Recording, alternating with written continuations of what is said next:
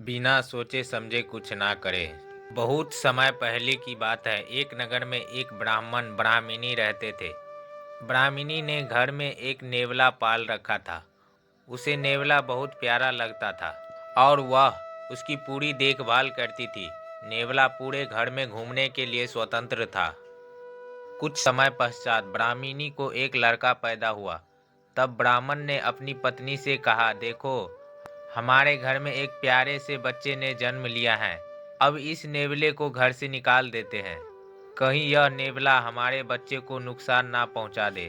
ब्राह्मणी ने ब्राह्मण की बात नहीं मानी, क्योंकि उसे नेवला बहुत प्यारा था। नेवला घर में पहले जैसा ही रहने लगा। ब्राह्मणी अपने बेटे के साथ साथ उस नेवले का भी पूरा ख्याल रखती। धीरे धीरे समय गुजरने लगा।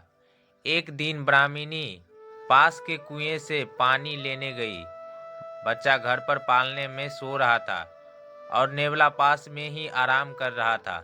इतने में कहीं से सांप आया और बच्चे के पालने की तरफ बढ़ने लगा। नेवले ने सांप को बच्चे की तरफ आते देखकर वह सतर्क हो गया। नेवला तो वैसे भी सांप का दुश्मन होता है। नेवला सांप के ऊपर टूट पड़ा। बहुत देर सांप से लड़ाई करने के बाद नेवले ने सांप के टुकड़े टुकड़े कर दिए। इस कारण घर में सब तरफ खून के छींटे बिखर गए। नेवले का मुंह भी खून से भर गया। नेवला बहुत ही खुश हुआ कि उसने अपने मालिक के बेटे की जान बचा ली। वह अपनी बहादुरी दिखाने के लिए घर के दरवाजे पर बैठ गया, ताकि ब्राह्मणी जब आएगी तो उसे इस काम के लिए शाबाशी देगी। जब ब्राह्मणी कुएं से पानी लेकर लौटी तो उसने दरवाजे पर खून से सने हुए नेवले को देखा। यह देखकर वह घबरा गई। उसे विचार आया कि इस दुष्ट नेवले ने मेरे बेटे को मार दिया, इसलिए वह गुस्से से आग बबूला हो गई। उसने अपने पानी से भरे हुए घड़े को नेवले के ऊपर जोर से पटक दिया। नेवला तुरंत ही मर गया। ब्राह्मणी रोती हुई घर के अंदर भागी। अंदर उसने देखा, बच्चा तो आराम से पालने में सो रहा था और पास में ही मरे हुए सांप के टुकड़े पड़े हुए थे। यह देखते ही उसे अपनी भूल मालूम हुई। ब्राह्मणी अब पछताने लगी कि नेवले के अच्छे काम के बदले मैंने उसकी जान ले ली। ब्राह्मण जब शाम को घर लौटा तो उसे सारी बात बताई।